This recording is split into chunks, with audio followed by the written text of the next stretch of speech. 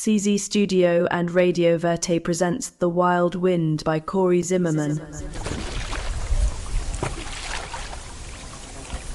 Part 2. Chapter 11.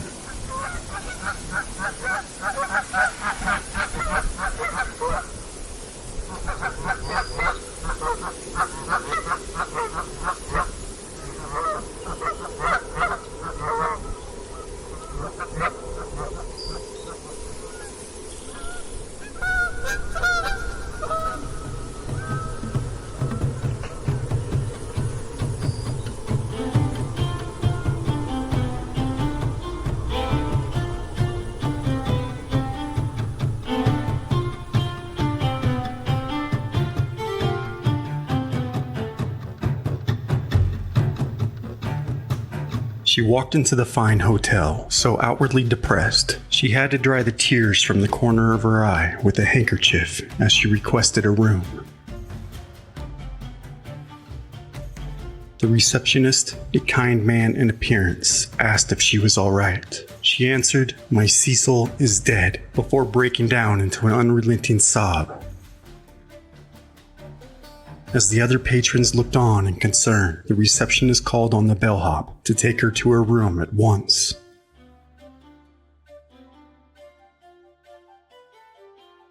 And once settled in, she lay down upon the bed and rang the bell for assistance. As the bellhop returned, the lady pointed to an empty bottle on the bedstand, labeled 2 ounces of laudanum, suicide note by her side that simply read, "Life is void meaning."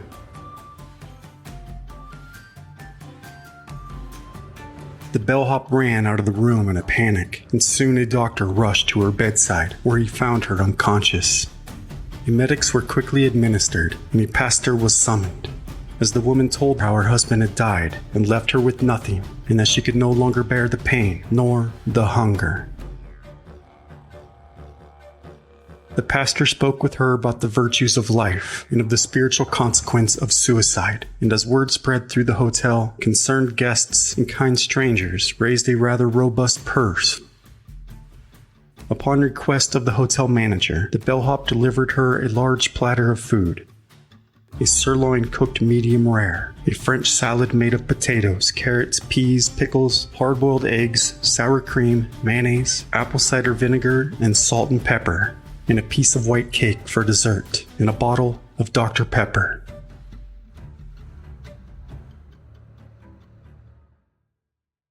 The lady slept well through the night with her belly full, and departed early the next morning, leaving behind a hefty tip for the young bellhop, passing right by the receptionist without a word.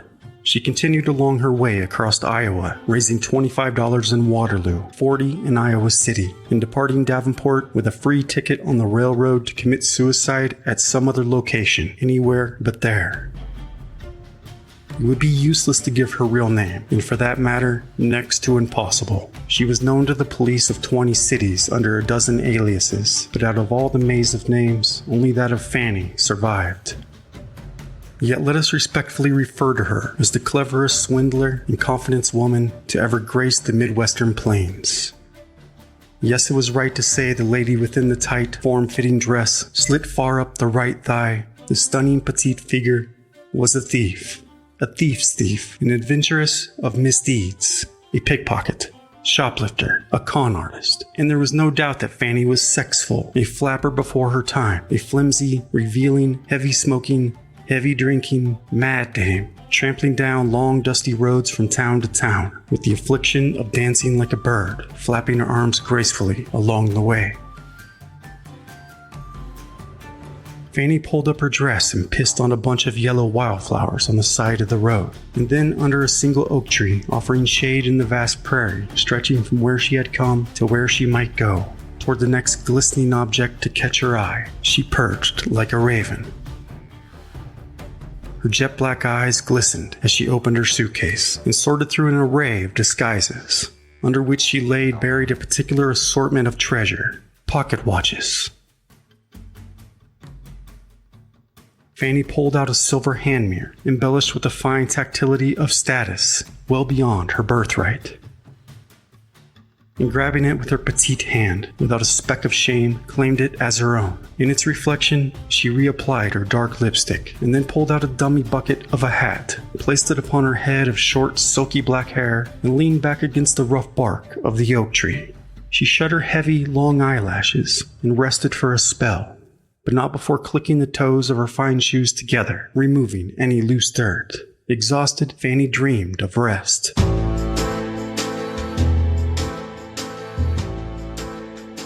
The tiny footprints that led to that old oak tree led all the way back to a family in Kansas, to a Pa, who once called her Pee-wee, a railroad worker and a musician who died in a freak accident that split him in two, a consequence of drinking rye on the tracks.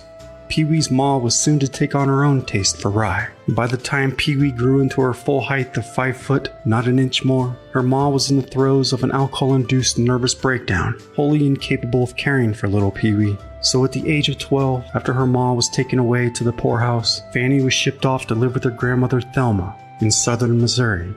Between the rolling forest ravines and majestic hilltops, beside a bubbling stream, stood a ramshackle shack consisting of nothing more than a smoky kitchen and a room with a rope bed just wide enough for two.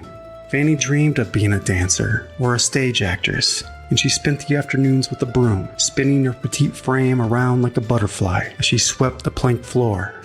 Thelma worried no matter how many iron skillets she might tie to Fanny's feet, or burnt biscuits she might shove down her throat, that Pee-wee would someday spin away amidst a dust devil. In a matter of only 2 years, Fanny caught a local merchant's eye. His name was Cecil, 2 decades her senior. A large but gentle man, Cecil owned a furry, and he lavished Fanny with an otter fur coat. He treated her to the finest dining southern Missouri had to offer, as Thelma's fried coonskins never quite suited Fanny's taste.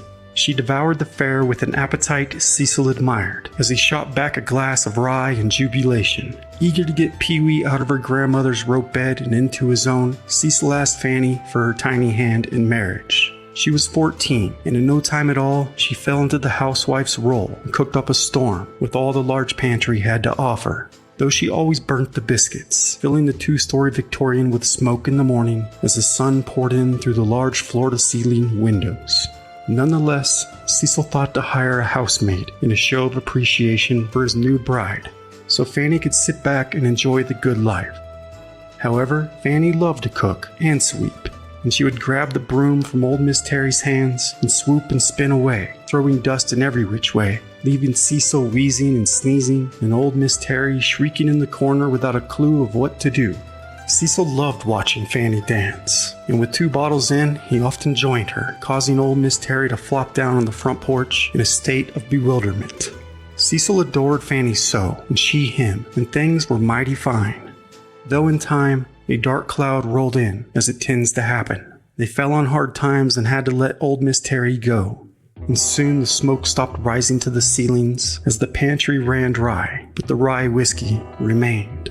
You see, Cecil loved his rye as much as he did his bride, but as he drank the bottles dry and provided Fanny with a life he struggled to sustain, his wallet grew thin, and where there is smoke, there are flames. But when the furry mysteriously burnt to the ground one night, Cecil was left with nothing but debt and ash. Fanny was in the bath, savoring her last drop of lavender oil, as Cecil finished off his rye on the porch, clicking open and shut the pocket watch his pa left him after he had died. He then made his way down to the cellar, where he pulled a bottle labeled 2 ounces of laudanum from the pocket of his fur coat. He held it to his lips and flung back his head, removed his coat, laid it upon the floor, and he curled up upon it, wrapped his arms around his knees, and fell gently into the unforgiving grip of death. All I need is you, not these shiny things, as she looked down at his pocket watch now in her palm. It was late October, and the leaves were a most beautiful shade of orange, when Fanny walked away from the mound of cold, damp earth.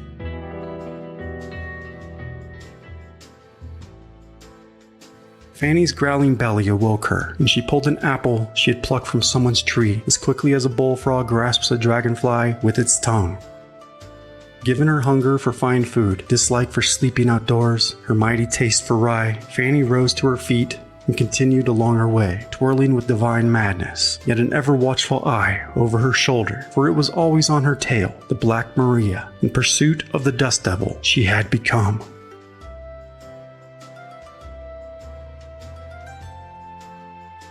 Fanny was good at her trade craft, but things always seemed to have a way of catching up with her, especially when on the run. You see, having been arrested hundreds of times, Fanny had come up with devising ways of slipping out of the claws of the law of justice. If there lived and breathed such a thing, which she doubted. Therefore, an ordinary jail cell could not hold her. Being such an expert at picking locks and lifting jailers' keys, they were almost superstitiously afraid of Fanny. And when every other resource failed, she simply fainted, sure to cause her removal to a hospital, offering a chance to plan her escape and ultimately accomplish it once again. Though each step Fanny took was written in destiny, the script scribed with each flap of the arms, each twirl, each tick and tock of each glistening pocket watch. Toward her own horizon, an unstoppable locomotive moved forth toward an inevitable fate. But for this day, Fanny was free enough. So let us get to know Fanny as we might, free from captivity, if not free from her haunts.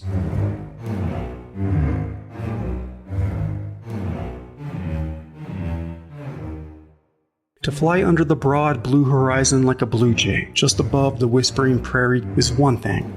To be chased by the jayhawk of justice is quite another.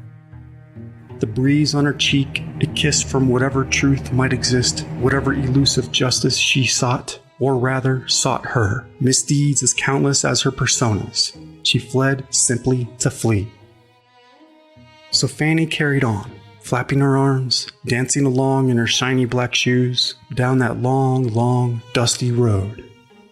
You didn't have to lead me to this life of womanly wile, weaseling my way through the gates by quickly catching an eye. Yet you did, Cecil. You did. Now here I am again, alone in the night. It ain't no matter anyhow, you see, Cecil. I done came a wild one, said Fanny as she shattered a rye bottle on the tracks and gave out a howl to the moon in that sweet time of late July. Amongst the chirp of crickets, a deep voice came rolling out.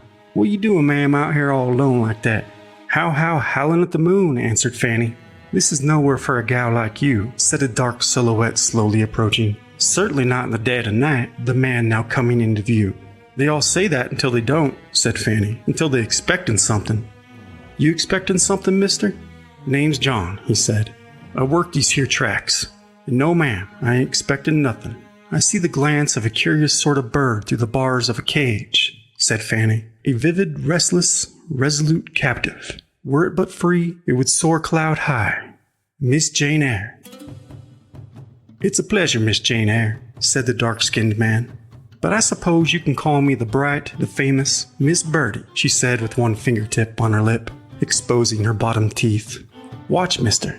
I can balance on the track 12 steps, and the strange man lunged to catch her in his arms. And in the moonlight, he got a close-up look at her rare beauty to match the mystery of the night, the magic of sexful madness.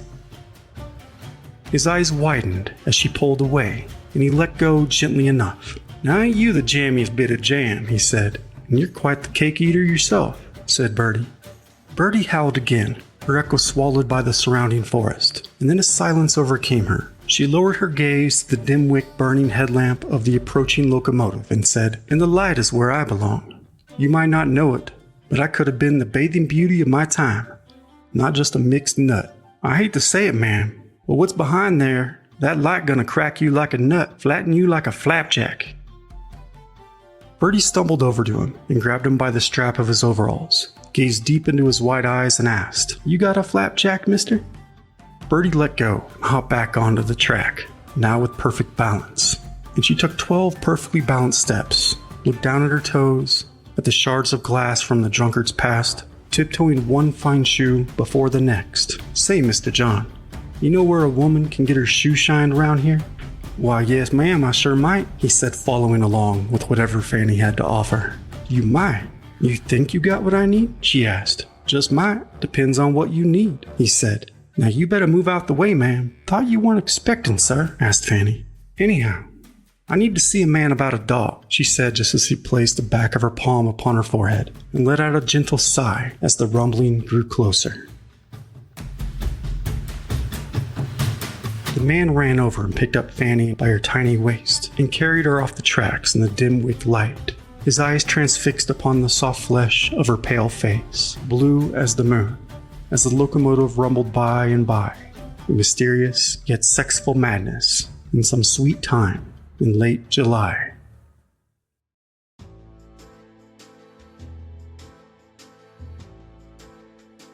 Now it may have been the crowing rooster or the deep gravelly snore which awoke Fanny, but regardless of the cause of the uprooting of her disheveled hair from the dingy yellowed goose-down pillow, she possessed one thing on her groggy mind. Fanny stood in the nude and stretched her arms above her head, eye keen on the shine from the nightstand across the bed. She carefully leaned over the snoring man, who suddenly gasped for air, causing Fanny to freeze, her breasts in his face, until he let out another restful breath of gravel and stale rye. Fanny seized the pocket watch with what skill she might, grabbed her dress and suitcase from the floor, and tiptoed her tiny feet, fine shoes in hand, for the door. Its hinges squeaked like a trapped mouse, so Fanny opened it swiftly and stepped out like a cat, mouse in her jaws. She sprinted to the road, tripping over herself as she slid on one shoe before the other, mid-stride. A man passing by on horseback twisted his neck to an unnatural angle at the scattered dame, dress over her head, nude to the chill of the morning air. "Let's see what we got here. A 3-ounce silver case," the old pawnbroker said, inspecting the watch through a monocle before holding it up to his ear. "Sure is ticking all right. This chief, I'd say 1877. Fanny cleared her throat, her chin resting on her palm, elbow on the counter, as she asked in a full yawn, "So how much?" "Well, spanking new chief goes for around $13. I'll give you 3. Bertie held out her tiny palm. "Where'd you come across this old fella anyhow?" the old pawnbroker asked, peering at Bertie through his monocle, only then noticing the black lipstick smeared about her face. Fanny stared up at him with a silent lack of enthusiasm. "Well, okay, let's see here," he said as he pulled a wooden box from under the counter before placing the bills in her hand. 1, 2, and 3. Fanny turned and walked away as the old pawnbroker watched her hips swing from side to side in her tight dress. "Good gracious," he said, monocle falling from his eye. The sign outside the saloon read, "Hard-boiled egg with every drink." A connoisseur of saloons, Fanny entered. Fanny took a taste for saloons, offering savory meatballs, French cheese, hickory-cured ham, and other dainties on narrow, 20-foot-long tables covered with spotless white linen and topped with plates of delicacies to please the most discerning tastes, where drinks cost 2 bits. Fancy lamented the time she'd ate wild boar steak, boned wild turkey, patties of quail, aged bear's paws in burgundy sauce, ragout de coon, and squirrel pie at a saloon in Chicago. The meat had been in an advanced state of decomposition, but it went down just right, with the right amount of hot sauce, pepper, and beer. If the barkeep was German, Fanny never missed a feast of bratwurst and frankfurters. In the Italian saloons, calzone and pepperoni. But her absolute favorite dish was a simple roast beef with au jus sauce. However, despite her taste for fine food, Fanny usually sustained herself with free lunches of cold cuts, yellow cheese, beans, and stalks of celery. These were provided by the plainer saloons, where the drinks cost only 15 cents. Salted food, pretzels, rye brie, smoked herring, salted peanuts, potato chips, and dill pickles. Places where the word lunch should not be taken literally, where lunch imperceptibly blends from free breakfast into free dinner, where the salted goods waited patiently on their fly-speckled plates morning, noon, and night. While many saloons offered only free creamy pies to the older customers, more often not, a saloon provided free food to all. Franks on Monday, roast beef on Saturday, baked fish on Friday, and so on. In theory, a couple of shot glasses or steins produce an appetite, and the salty goodies, in turn, might produce a mighty thirst. The chain reaction process of drinking and nibbling and drinking could go on for hours, during which customers spent stacks of greenbacks. However, the free lunch often posed many bartenders a problem, as the institution rested on the honor system. Supposedly no creature walking on two legs could be so low as to approach the free lunch table without first consuming and paying for at least 2 drinks. Yet there are many human skunks, as they were known, and Fanny grabbed a plate and filled it with sausages until the barkeep cleared his throat rather loudly. Fanny shut her long black eyelashes and took a deep breath, spilling the links back onto the platter. "Fine, bring me the menu," she said, sitting down at an open table, kicking her fine shoes upon the opposing chair. Catching her floppy hat on her toe, she ordered duck's breast with apricot chutney. "That'll be 15 cents, the bartender with the waxed handlebar spoke from his deep, cigar smoke-encrusted chimney of a throat. "And bring your finest bottle of rye," said Fanny. $2.50, said the barkeep, doubtful she possessed such wealth. But without hesitation, Fanny slapped 3 bills down on the table, and the barkeep stared down at her with disdain, as he knew her kind.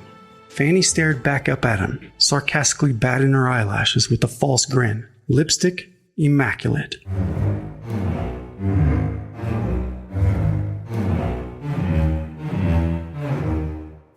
The barkeep grabbed the bills and walked away with perfect posture. "Cob in your ass," she muttered. "Got a match?" The man at the table looked over his shoulder with a kind of bewilderment that followed her like a shadow. And 24 fingers of rye later, the sun set on the saloon full of patrons who found themselves stunned by Fanny's knees twisting in and out, every eye glued to the sexful exposure of her fine legs and flapping arms. One man sat so far back in his chair he fell over, just as a pair of pinstriped overalls found the liquid courage to grab Fanny by the waist and pull her in tight to the upright piano, adventurous tune, the jingle of which made its way out the saloon doors, its liveliness echoing down the otherwise dead streets, prowled mostly by stray cats and stumbling drunks at this hour, in the otherwise Puritan village of Kewanee. Johnny Hogleg, as he pressed into her pubic bone.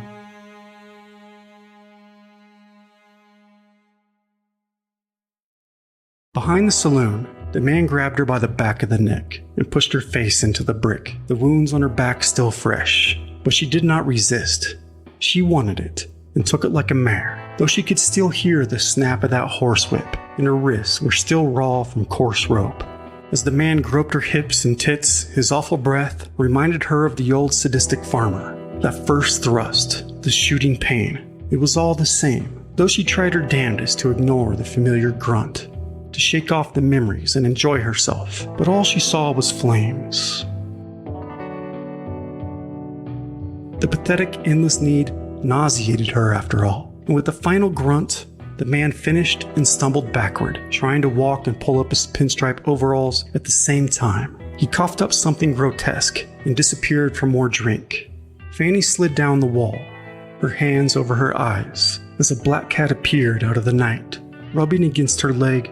"Why, hello there, gorgeous. What's your name?" petting his shiny coat as his back arched in pleasure. "Well, ain't you a beauty?" Making her way out of the alley, Fanny stopped just short of the street, pulled out the pocket watch she had slipped out of the pinstriped overalls, and held it up to glisten in the moonlight. But it was dull and rusty. "Cheap bastard," she said. Her hair and dress were disheveled. As it began to rain, she spotted a man walking by in a nice suit. Sideburns long, but he appeared a proper man, sober, most likely wealthy, assumed by his posture, so she ran for him like a cat for a tree. "Please, sir," she said pitifully. The man stopped and turned back, surprised and concerned to see a woman in such a wretched condition, a woman who fainted at his feet. Fanny was right in her judgment that the man had money, but he was also a church-going Christian, as was his wife, who snooped through Bertie's suitcase for any sign of her identity, at which point she found the stash of pocket watches. Out of suspicion, she thought it best to call on the sheriff, who just so happened to recognize Fanny where she laid snoring. Fanny tried her darndest to sweet-talk the 3 officers guarding her in the back of the Black Maria, but they paid her no attention as instructed, and soon she found herself behind bars. Fanny called for the deputy and told him she did not feel well, and then fainted to the cell floor. "Not gonna work this time, Fanny." Fanny was on the lam from warrants in 12 Illinois counties, after all, not to mention the states of Missouri, Iowa, Kentucky, Wisconsin, Tennessee, and there were even rumors all the way down in Texas, which would explain Kansas and Oklahoma. The warrants were mostly for theft, but unfortunately for Fanny, one was for arson.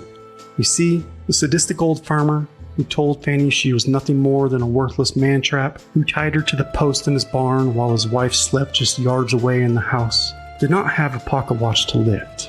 However, he did have a sharp-tongued whip, which left Fanny none too pleased to leave empty-handed.